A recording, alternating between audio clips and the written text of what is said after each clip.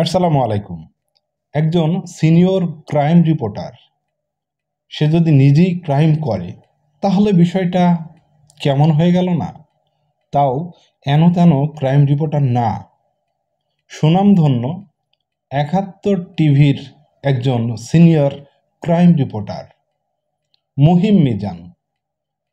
তার একটি এটা ক্রাইমই বলা চলে, হ্যাঁ, যেহেতু এটা ব্ল্যাকমেইলিংয়ের কথা বলা হচ্ছে, সো এটা ক্রাইমই বলা যেতে পারে। তাহলে চলুন আজকে আমরা সেই ভিডিওটি দেখে নিই। আজকের ভিডিওর ক্রেডিট ক্রাপশন ইন মিডিয়া। তাহলে আমরা ভিডিওটি দেখে নিই।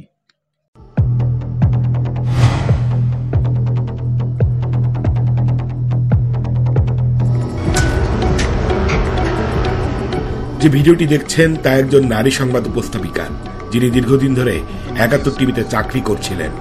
৫ই আগস্ট পট পরিবর্তনের পর তাকে বাদ দেওয়া হয়, কিন্তু তিনি ফেরত এসেছেন। বাদ পড়া অনেকে ফেরত আসতে না পারলেও তিনি ফিরেছেন, কারণ তিনি খুশি করতে পেরেছেন এই টেলিভিশনের বর্তমান সময়ের প্রভাবশালী একজন সদস্যকে। আর সেই প্রভাবশালী সদস্যের নাম মহিম মিজান, ৭১ টিভির সিনিয়র ক্রাইম রিপোর্টার। ৫ আগস্টের পর এই নারী উপস্থাপিকাকে প্রথমে বাদ দেন প্রতিষ্ঠানটির বর্তমান সিওও শফিক আহমেদ। প্রায় ২ মাস তিনি কোনো সংবাদ উপস্থাপনা করেননি। তখনই তাকে টোপ দেন মহিম মিজান, নিয়ে যান তার বাসায় এবং লিপ্ত হন অসামাজিক কর্মকাণ্ডে। এই অসামাজিক কর্মকাণ্ড শেষে ওয়াশরুম থেকে ফেরার সময় নিজের মোবাইল ক্যামেরায় গোপনে ওই নারী সংবাদ উপস্থাপিকার ভিডিও ধারণ করেন মাহিম। পরে এই ভিডিও দেখিয়ে তিনি বিভিন্ন সময়ে ওই নারী উপস্থাপিকাকে ব্ল্যাকমেইল করে আসছেন। শুধু তাই নয়, নিজের ক্ষমতা জাহির করার জন্য এই ভিডিও মাহিম মিজান তার বেশ কয়েকজন বন্ধুর কাছেও পাঠিয়েছেন। এই ভিডিও দেখে মহিমের ঘনিষ্ঠরা নিশ্চিত করেছেন পুরুষ কণ্ঠস্বরটি মহিম মিজানের। তোমার ফোন জসিম ড্রাইভার জসিম আজাদ, ধরো এই যে সারাদিন নিজেই আসে। কণ্ঠস্বরটি যে মহিম মিজানের সেটা আরও একটি প্রমাণ ইউটিউবে থাকা মহিম মিজানের ৭১ টিভিতে করা বিভিন্ন রিপোর্টের কণ্ঠ এবং নারী প্রেজেন্টারকে ঘরে ডেকে নিয়ে গোপনে ভিডিও করার সময় ব্যাকগ্রাউন্ডে থাকা কণ্ঠটি শতভাগ মিলে গেছে। দুটি অডিওই পাশাপাশি শুনলে পরিষ্কার বোঝা যায়। আনোয়ার লেজিমানের হত্যাকাণ্ডের আরেকটি আপডেট, সেটি হচ্ছে যে ২৮ মে সঞ্জীবা গার্ডেনের সুয়ারেজ ট্যাঙ্ক থেকে যে মরদেহের দেহাংশ পাওয়া গেছে, মানুষের মাংস পাওয়া গেছে, দেহাংশ পাওয়া গেছে। তোমার ফোন জসিম ড্রাইভার জসিম আজাদ, ধরো। অপরাধী যেমন তার অপরাধের প্রমাণ রেখে যায়, ঠিক তেমনি মহিম মিজানও এই ভিডিওতে নিজের চেহারা না দেখালেও তার অপরাধের একাধিক প্রমাণ রেখে গেছেন। মহিমের বাসায় বহুবার গিয়েছেন এমন অন্তত ৮ জনকে এই ভিডিওটি দেখিয়ে এই স্থানটি কোথায় জানতে চেয়েছি আমরা। তারা সবাই একবার দেখেই বলে দিয়েছেন এটা মহিম মিজানের বাসার বেডরুম। প্রমাণ হিসেবে ভিডিওতে থাকা মহিম মিজানের বিশেষ নকশা করা কার্পেট, লাল রঙের টুপি, টেবিল ল্যাম্প, জানালার পর্দা, আলমারি সবকিছুই হুবহু মহিমের শোবার ঘরের সাথে মিলে যায়। আরো নিশ্চিত হতে এই ভিজুয়ালকে ভিত্তি করে অনুসন্ধান করি আমরা। ভিডিওতে একবার দেখা যায় ক্যামেরাটি পাশে থাকা টেবিল ল্যাম্পের দিকে ঘুরছে।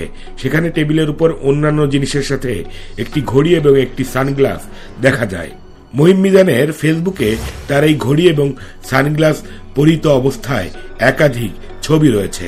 সহকর্মীকে বাসায় ডেকে নিয়ে গোপনে ভিডিও করা ব্যক্তিটি যে মহিম মিজান ছিলেন সেটার আরো প্রমাণ ভিডিওতেই রেখে গেছেন মহিম মিজান। ভিডিওতে দেখা যায় একটি হাত এসে টেবিলের উপর থেকে এসির রিমোট নেয়।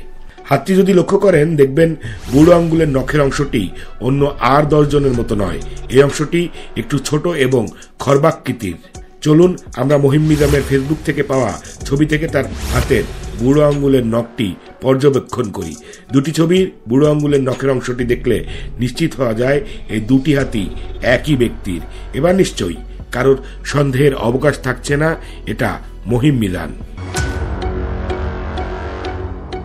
বিয়ে না করে বছরের পর বছর ধরে বিভিন্ন নারীকে প্রলোভন দেখিয়ে আপত্তিকর কর্মকাণ্ড করে আসছেন তিনি। আমাদের হাতে নিশ্চিত তথ্য আছে, 2টি টেলিভিশনের 2 নারী রিপোর্টারকে বিয়ের প্রলোভন দেখিয়ে মহিম তার বাসায় এনে দিনের পর দিন বিনোদন নিয়েছেন।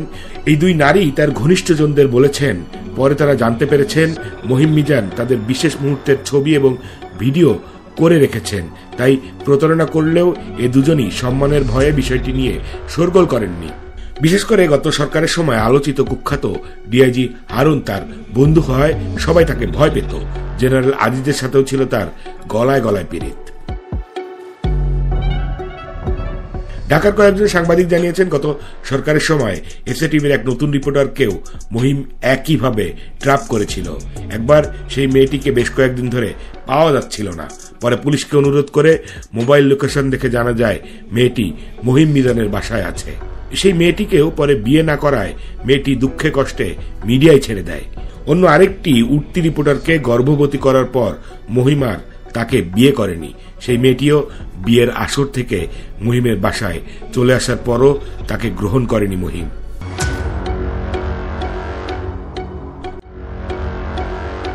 একটা মানুষ কতটা বিকৃত রুচির হলে তার সহকর্মীকে বাসায় ডেকে আমোদ ফুর্তির পর তার আপত্তিকর ভিডিও গোপনে ধারণ করে রাখে।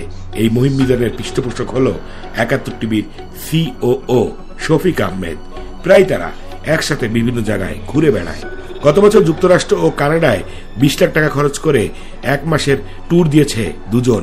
নারী গঠিত এসব অপকর্মে শফিকের অংশগ্রহণ আছে কিনা তা নিশ্চিত না হওয়া গেলেও অনেকেই এ বিষয়ে সন্দেহ প্রকাশ করেছেন। তা না হলে বাদ দেওয়া উপস্থাপিকা মহিমের সাথে বাসায় ঘনিষ্ঠ হওয়ার পর আবার শফিককে খুশি না করেই কিভাবে চাকরি ফিরে পেয়েছে, এই প্রশ্ন অনেকেরই।